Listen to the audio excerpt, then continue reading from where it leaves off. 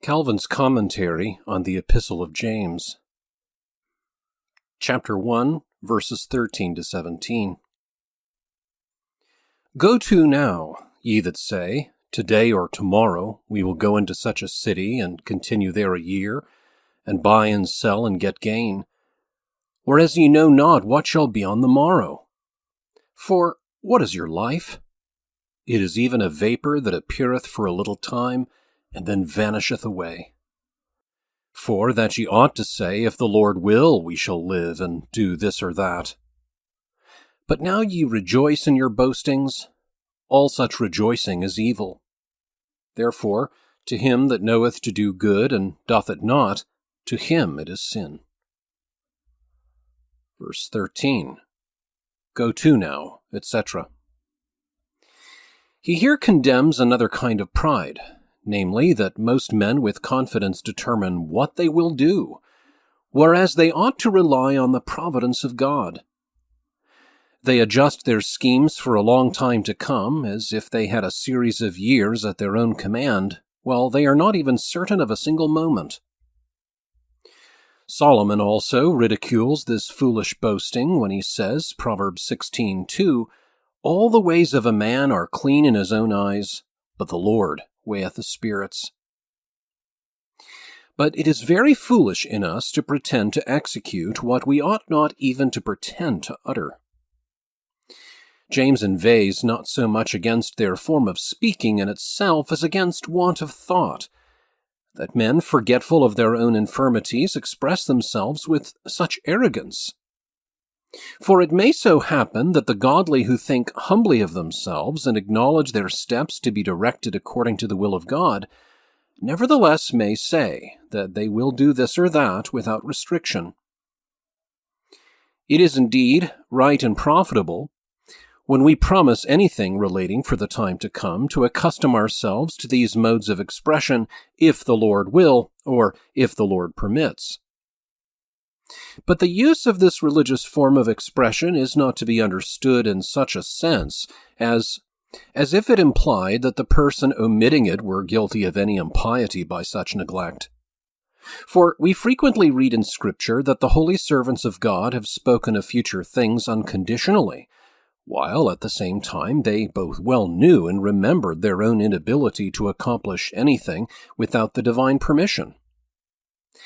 This form of speech, then, if the Lord will, or if the Lord permit, ought to be carefully held in reverence by all the godly. But James is endeavoring to rouse those from their listlessness, who, setting aside all regard to divine providence, account the whole year in their power, whereas they have not even a moment that they can call their own. They promise themselves gain at a distance when they can, by no means in their own power, retain even the present. 14.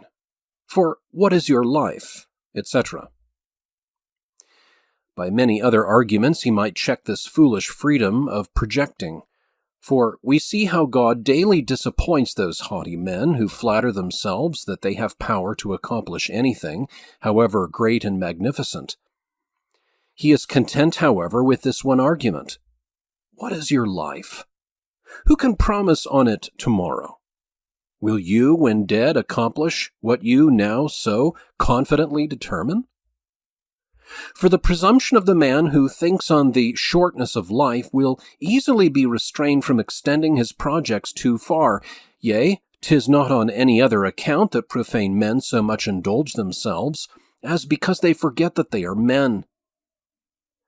By the simile of a vapour, he elegantly points out that those schemes are even more than vain, which have their existence only in a life which passeth as a shadow. 15. If the Lord will, we shall live, etc. A double condition is supposed.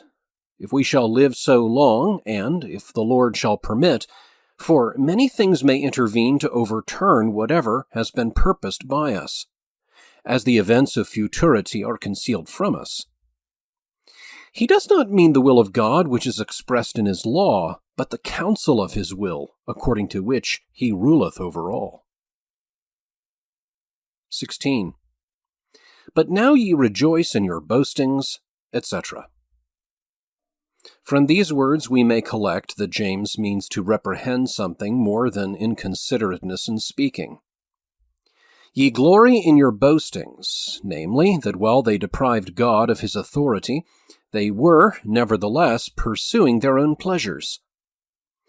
Not that even those who are most elated with self-confidence openly prefer themselves to God, but because their senses are so intoxicated with vanity that they regard nothing less than God.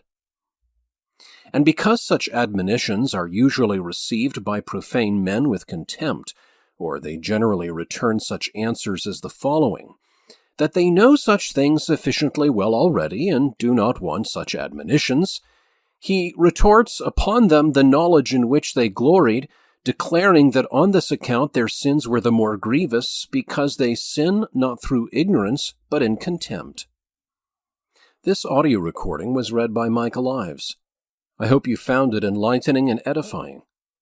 Visit westportexperiment.com for more audio resources, and where I write about parish missions, the care of souls, and all things Reformed.